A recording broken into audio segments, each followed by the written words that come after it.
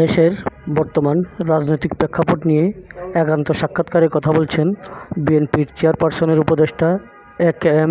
আমিনুল হক এফ.সি.এ।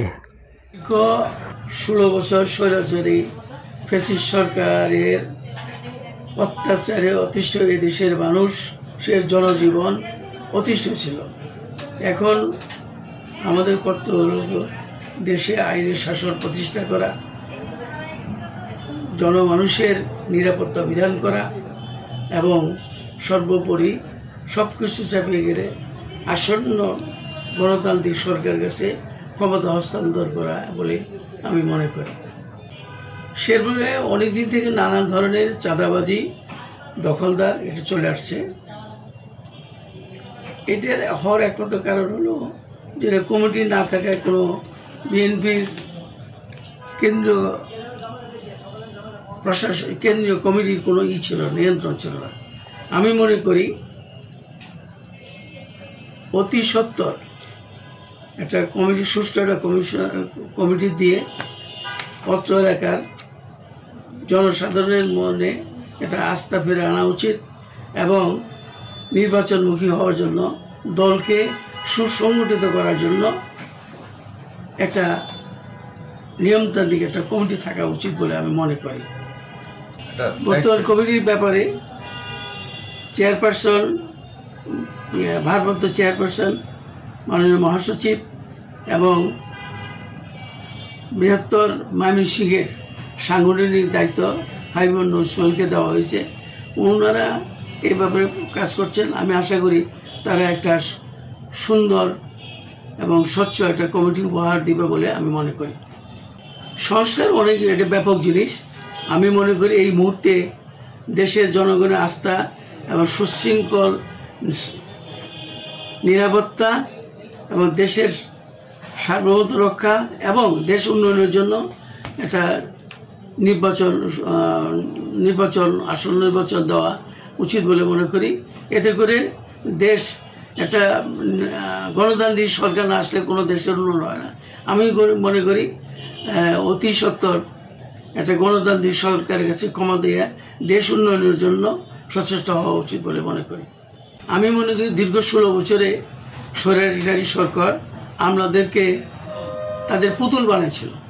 এই পুতুল মনোভাবটা দুর্বৃত্ত করার জন্য এটার পরিবর্তন হওয়া দরকার, রিফর্ম করা দরকার এবং রিফর্ম করলে আমার মনে হয় সুষ্ঠু নির্বাচন হবে, নতুবা সুষ্ঠু নির্বাচন হবে না বলে মনে করি।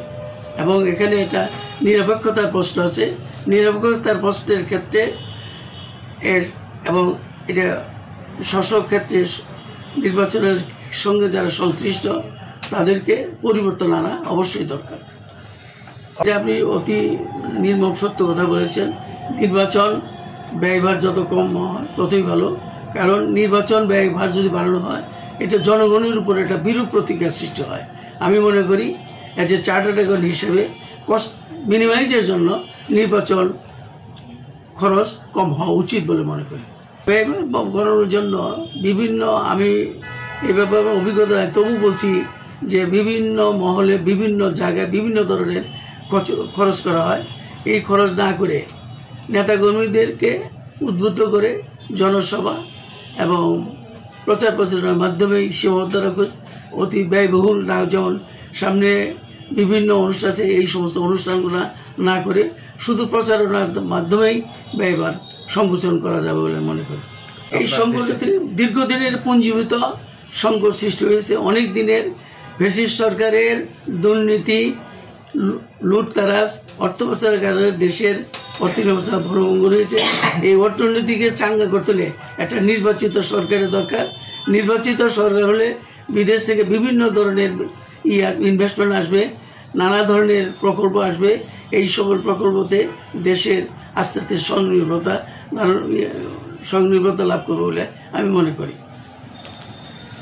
বেগম খালেদা জিয়া অত্যন্ত বিচক্ষণ, রাজনৈতিক প্রজ্ঞা, দূরদর্শিতা সম্পন্ন ব্যক্তিত্ব।